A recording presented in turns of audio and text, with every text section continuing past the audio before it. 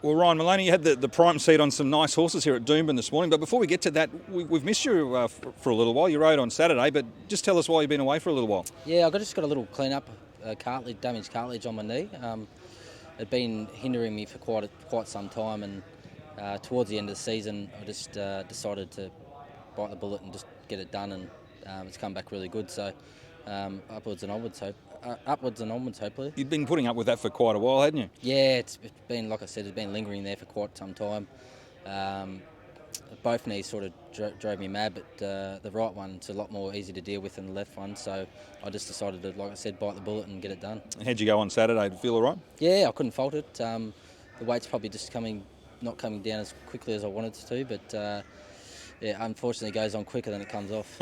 We know that's an ongoing battle, but getting on nice horses makes it all worthwhile. Nettuno, he's a horse we're really excited about. We saw our first glimpse of him as a 3-year-old. Your impression from when we last saw him on the Gold Coast to this morning? Yeah, 100%. I think he's certainly come on mentally and physically.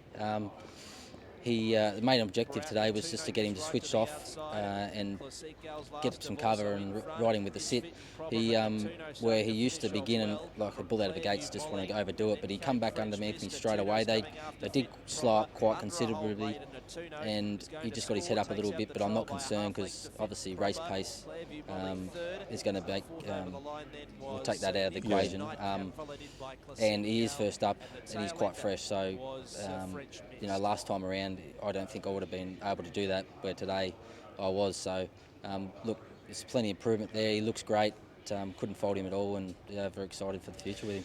That's exciting to think he might have come on. There's big targets for him, maybe a Golden Rose, maybe a Coolmore Stud Stakes. But we look at that Gold Coast run where we all thought, maybe it was a touch disappointing that day, but he's beaten a horse that come out and bolted in Sydney, and the third horse swept all before her in the Carnival. The form looks very good out of it. Obviously, he won narrowly that day, but you've got to take into account all these runs last time in were on decent rain-affected tracks, and that track that day was dead set bottomless, and he was probably at the end of his prep, and he still managed to do it. So look, he's from day dot he's just shown that he's a competitor. He wants to be a racehorse, and he's got ability to boot. So like I said, I'm looking really forward to the future with him.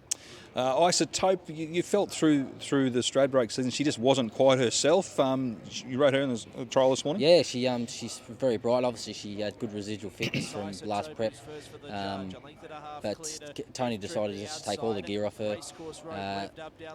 Those few runs at Eagle Farm, she was playing up quite considerably in the barriers, and very unlike her. She's always fidgety in there, but she was dead set trying to nearly flip over and make a mess of herself. So today she was back to normal. She flew the gates. She ended up leading in she had an easy time out in front, but I dare say yes, she's back to where we need her to be. Oh, that's good to hear. And Zoustyle, you're not normally his regular partner, but you got aboard this morning in the trial, and he just did his thing. Yeah, I was fortunate enough last prep to ride him first up at Sunny Coast, and he demolished them that day, run a track record.